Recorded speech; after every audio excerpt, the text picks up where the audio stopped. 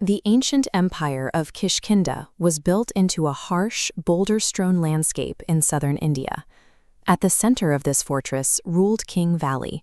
He possessed the sheer physical strength of 1,000 elephants and could cross the entire subcontinent from the western seas to the eastern shores in a single day.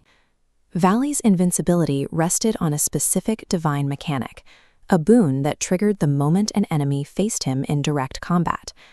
As this diagram illustrates, 50% of an opponent's strength was instantly siphoned away and added directly to Vali's own power level, making him mathematically unbeatable in a fair fight.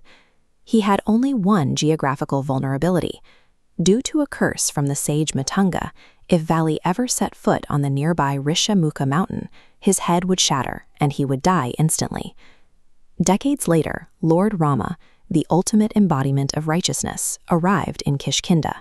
To defeat Vali, Rama shattered the most fundamental rule of honorable combat, choosing to assassinate this king from the shadows. To understand why the avatar of Dharma committed a seemingly cowardly act, we must look at the family dispute that tore Kishkindha apart. The conflict began when a demon named Mayavi arrived at the city gates seeking revenge. Vali charged out to fight, chasing Mayavi into a deep subterranean cave. Before entering, he ordered his younger brother, Sugriva, to stand guard at the entrance. Sugriva waited at that entrance for an entire year. Eventually, a thick stream of frothy blood flowed from the mouth of the cave, accompanied by demonic roars. Concluding his brother was dead, and fearing the demon would escape to destroy a leaderless Kishkindha, Sugriva sealed the cave with a massive boulder and returned home. But the blood belonged to the demon. Vali had survived. When he navigated back to the surface, he found his exit deliberately blocked. Convinced this was a planned assassination attempt, Vali shattered the boulder from within and escaped. He stormed back to the palace to find Sugriva on his throne. Refusing to hear any explanation, Vali brutally beat his younger brother, chasing him into the forests until Sugriva sought refuge on the cursed slopes of the Rishamukha mountain. Then, Vali forcefully took Sugriva's wife, Rama, claiming her for himself. While a dispute over a throne is a political matter, the forceful abduction of a brother's wife moved the conflict into a violation of cosmic law. Vali created an imbalance of dharma that required direct divine intervention. That intervention arrived in the form of two exiled princes, Rama and Lakshmana. Through a meeting brokered by Hanuman, they formed a mutual pact with the exiled Sugriva. Rama would eliminate Vali, and Sugriva would mobilize the Vanara army to search for Rama's abducted wife, Sita. Sugriva, however, remained skeptical. He carried deep psychological scars from his brother's beatings, and openly doubted that this wandering prince could survive a fight with an opponent of Vali's magnitude.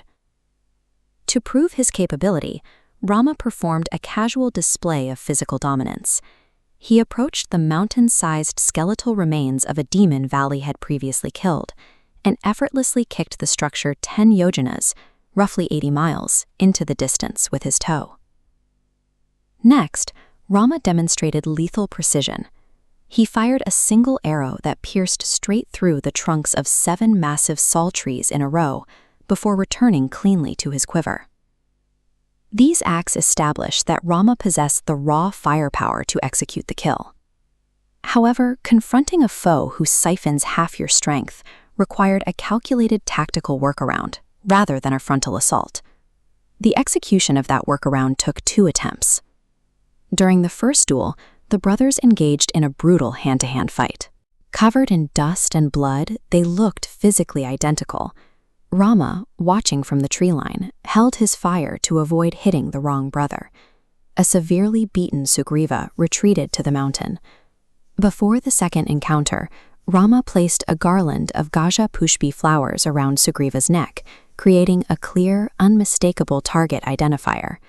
Sugriva returned to the gates of Kishkindha and roared his second challenge. Vali's wife Tara sensed impending disaster and pleaded with him to stay inside.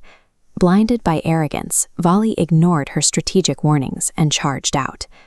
As the brothers grappled, Vali prepared to deliver a fatal strike. At that exact moment, Rama, concealed behind a tree, released a single lethal arrow directly into Vali's chest. Rama had successfully neutralized Vali's tactical advantage, yet the decision to fire from hiding immediately invited a debate over the king's moral standing. Vali lay bleeding in the dust, his life artificially prolonged by a golden pendant gifted to him by Indra. In his final moments, the mighty king leveled a fierce accusation against his killer. He questioned the honor of a supposedly righteous prince who hides in the trees to launch a stealth attack, claiming Rama had violated the strict martial codes of face-to-face combat. Rama responded with a philosophical distinction. This scale illustrates his argument. On one side are the technical rules of war, and on the other is fundamental moral law. Rama stated that by forcefully claiming his own younger brother's wife, Vali had abandoned his human morality, acting strictly on animalistic urges. Rama delivered a chilling but logically consistent conclusion. A king who behaves like a beast is no longer entitled to a warrior's duel. He is to be hunted and put down from the shadows, exactly like a dangerous animal. Vali recognized the logic in Rama's justice. He requested that Sugriva look after his son, Angad, and accepted his death as a necessary restoration of balance. Dharma functions as a higher moral imperative that supersedes technical martial codes.